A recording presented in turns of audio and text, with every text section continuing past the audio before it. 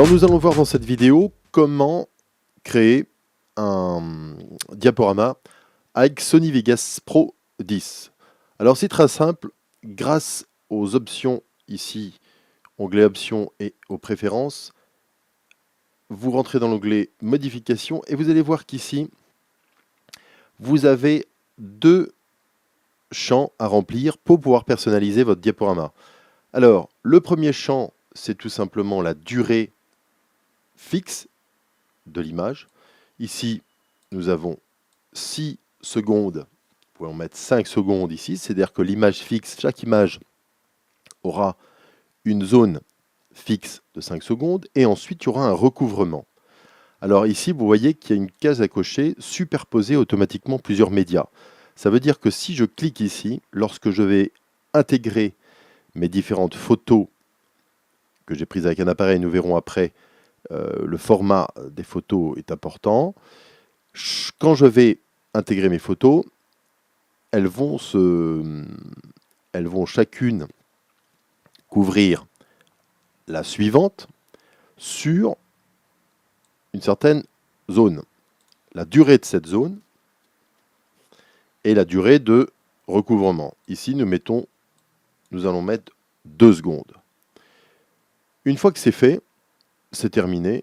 Il suffit simplement d'appliquer et de valider sur OK pour fermer la fenêtre des préférences. Et nous allons maintenant aller chercher nos différentes photos. Média, diaporama. Nous allons sélectionner ici l'ensemble de nos images. Nous faisons ouvrir pour les intégrer ici dans les médias de projet. Et nous pouvons à ce moment-là les glisser toutes dans une piste vidéo. Vous voyez qu'ici, toutes mes images sont automatiquement synchronisées pour faire un diaporama. Nous retrouvons donc la zone ici de 5 secondes, 3 plus 2 de recouvrement, 3 plus 2, etc., etc., pour faire notre diaporama.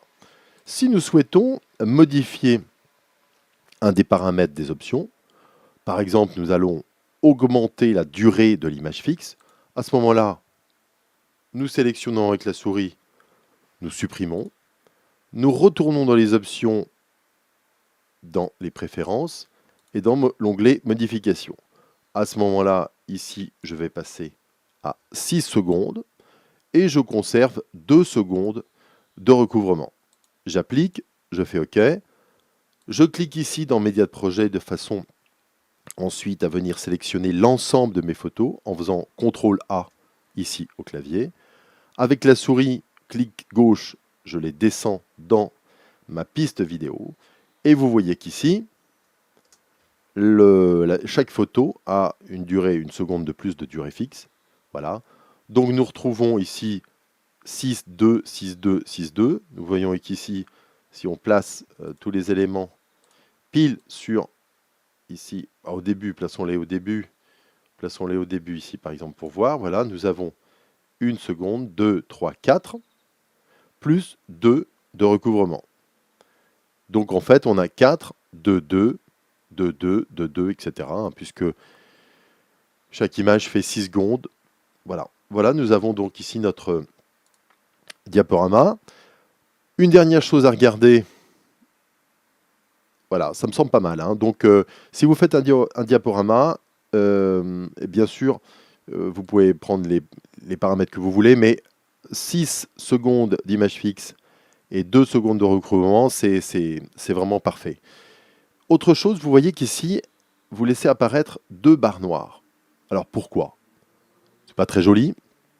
On va les enlever. Alors, elles apparaissent tout simplement parce que les paramètres du projet ne sont pas calés sur les dimensions, le format, largeur, hauteur de notre image.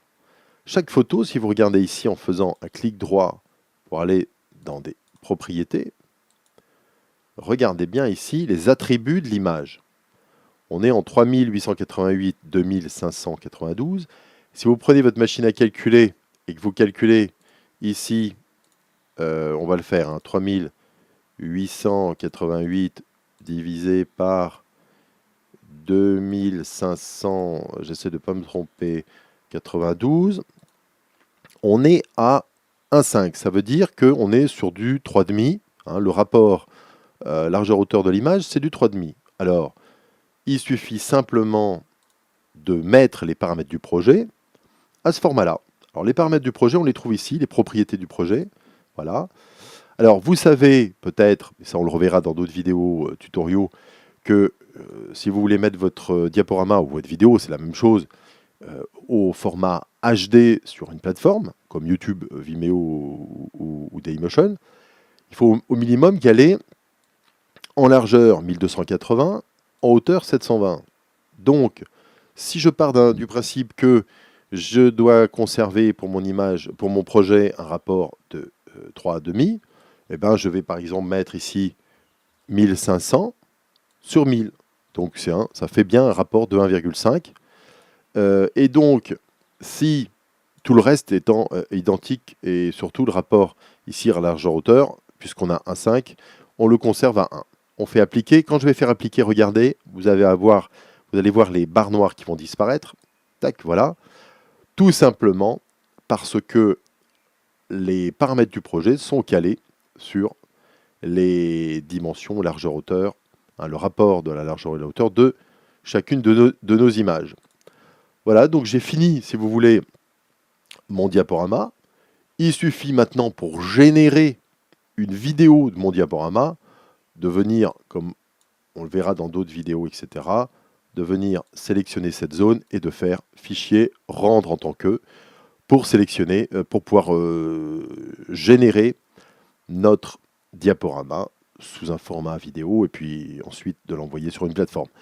Nous avons donc terminé maintenant notre vidéo tutoriel sur la création d'un diaporama avec Sony Vegas Pro 10.